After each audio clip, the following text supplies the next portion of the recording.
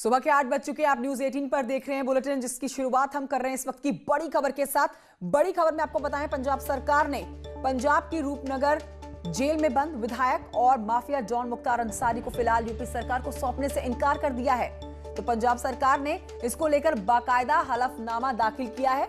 Supreme court में हलफनामा दायर करके पंजाब सरकार ने मुख्तार अंसारी को यूपी सरकार की हिरासत में देने से साफ इनकार कर दिया है। पंजाब सरकार ने इसका कारण जो बताया है वो आपको बता देते हैं। पंजाब सरकार कह रही है कि मुख्तार अंसारी के स्वास्थ्य को लेकर यह फैसला किया गया है। जेल अधीक्षक के माध्यम से दायर हलफनामे में कहा गया है कि मुख्तार अंसारी कथित तौर पर high blood pressure, diabetes, depression, पीठ दर्द और स्किन एलर्जी से पीड़ित है। पंजाब सरकार ने यूपी सरकार की याचिका को खारिज करने की मांग करते हुए कहा कि वो डॉक्टर की राय के अनुसार काम कर रहे हैं।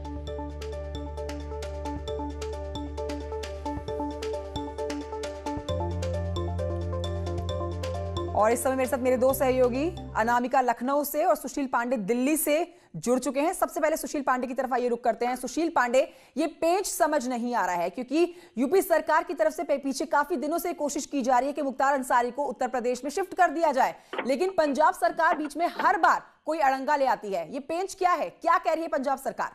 आज देखिए कंचन, साफ तौर से आप सही कह रही हैं। कहीं ना कहीं पंजाब सरकार कोई ना कोई नया पेच फंसा देती है और वजह यही है कि जो हलफनामा सुप्रीम कोर्ट में दाखिल किया गया है, जिसका जिक्र अभी आप कर रही थी, उस हलफनामे के मुताबिक कंचन पंजाब सरकार ये कह रही है कि मुख्तार अंसारी का जो स्वास्थ्य है वो ठीक नहीं है। उन्हें hypertension, high blood pressure, BP और तमाम ऐसी बीमारियां हैं जिसके चलते वो फिलहाल अभी डॉक्टर्स की निगरानी में है और इस निगरानी के चलते उन्हें फिलहाल यूपी में शिफ्ट नहीं किया जा सकता। लेकिन आपको याद होगा कि बीच में ही अलका राय, जो फिलहाल इस पूरे मामले में मुख्तार अंसारी को लेकर प्रियंका गांधी को उन्होंने पत्र भी लिखा था और उस पत्र में उन्होंने कहा था कि चूंकि ट्रायल इस पूरे मामले में चलना बेहद जरूरी है, लिहाजा उनको यूपी शिफ्ट किया जाए। और ऐसे में पंजाब सरकार का ये हलफनामा कहीं ना कहीं मुख्तार अंसारी के बचाव में है।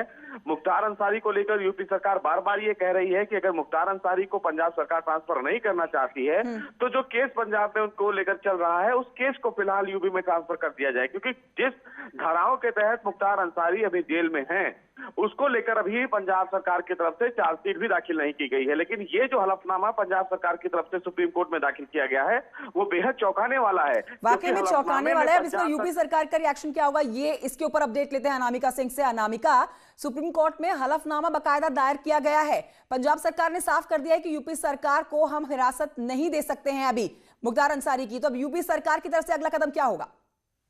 देखिए, यूपी सरकार की ओर से कई बार पुलिस की टीमें गठित की गई, कई बार नोटिस सर्व करवाने के लिए पंजाब की तरफ पुलिस रवाना भी हुई। जो आला अधिकारी है पंजाब के, वहां पे उनको नोटिस सर्व करवाया गया और कहा गया कि मुख्तार अंसारी बार बार अपनी बीमारी का हवाला दे करके कोर्ट में पेश नहीं हो रहे हैं और ये कह रहे हैं कि वो वर्चुअली ही कोर्ट की पेशी में शामिल होंगे। तो यूपी सरकार की तरफ से अब तक कई बार ये प्रयास किया गया कि मुख्तार अंसारी को यूपी लाया जाए, क्योंकि मुख्तार अंसारी भी ये बात जानते हैं कि किस तरीके से अगर यूपी लाया जाता है उनको, तो उन पर जो कानूनी पेचीदगी है वो बढ़ जाएगी।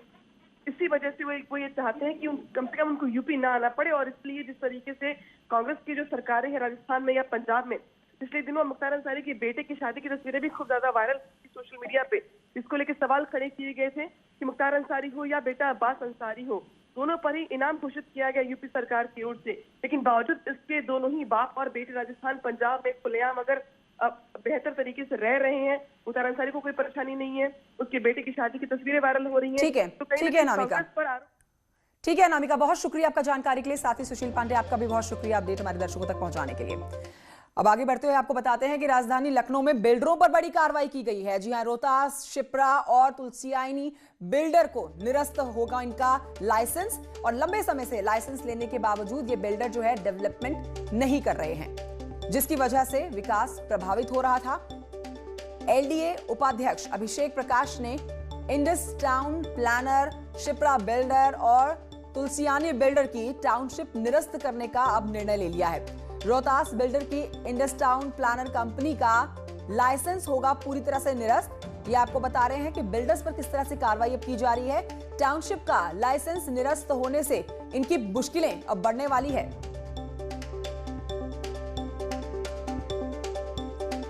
अब बढ़ते हैं आगे। अगली खबर सीतापुर से है, जहां पर बीजेपी विधायक रामकृष्ण भार्गव के घर के बाहर खड़ी हुई बाइक में अचानक से आग लग जाती है। ये तस्वीरें आपके सामने, बाइक धू-धू कर जलती हुई बाइक को देखकर घर के आसपास रहने वाले लोगों में खलबली मच गई। ये मामला आपको बताएं शहर कोतवाली इलाके का है।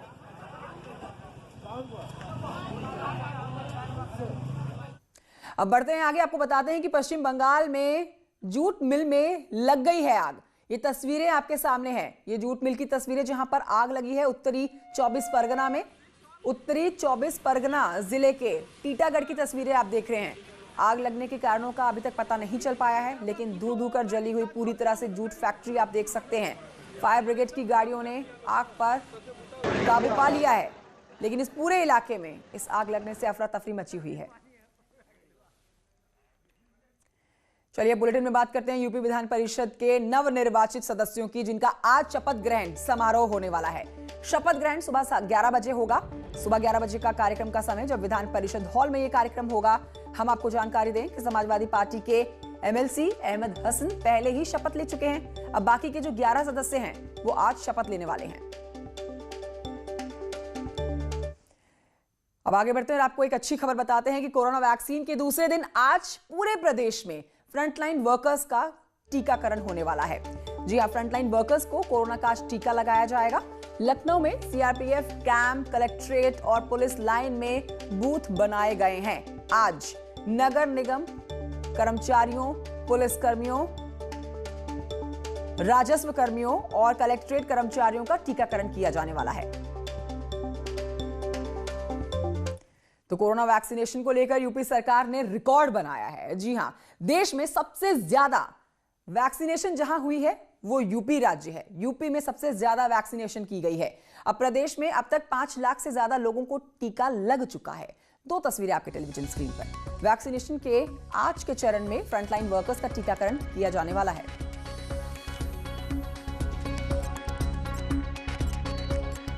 अब आगे बढ़ते हुए बात करते हैं किसान आंदोलन की। किसान आंदोलन लगातार जारी है और दिन ब दिन ये आंदोलन और बड़ा होता जा रहा है।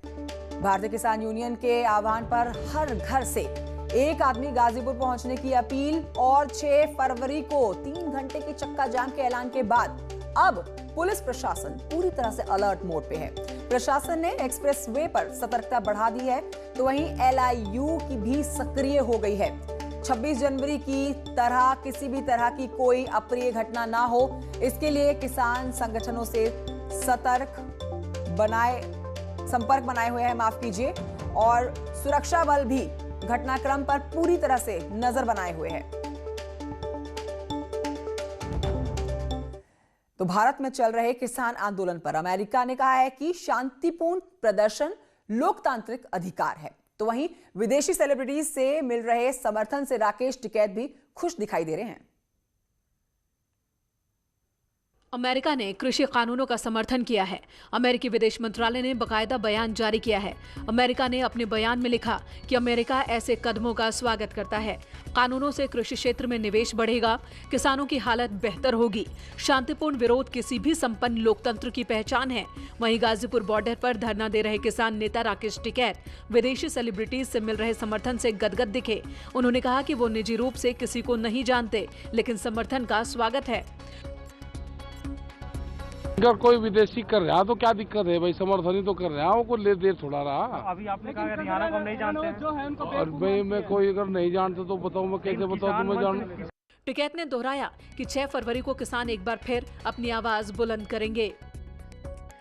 6 तारीख की रणनीति है कि 3 घंटे का जाम रहेगा। दिल्ली में तो होगा नहीं, और दिल्ली के बाहर वो रहेगा, पूरे देश भर का रहेगा वो मामला। तो अब आपको बताते हैं कि यूपी में पंचायत चुनाव को लेकर इलाहाबाद हाई कोर्ट ने अहम दिशा निर्देश जारी कर दिए हैं। कोर्ट ने साफ कहा है कि 17 मार्च तक आरक्षण का काम पूरा कर लिया जाए। इलाहाबाद हाई कोर्ट ने चुनाव आयोग और सरकार को दिशा निर्देश दिए हैं कि 30 अप्रैल तक प्रधानों के चुनाव, 15 मई तक जिला पंचायत अध्यक्ष के चुनाव करा लिए जाएं।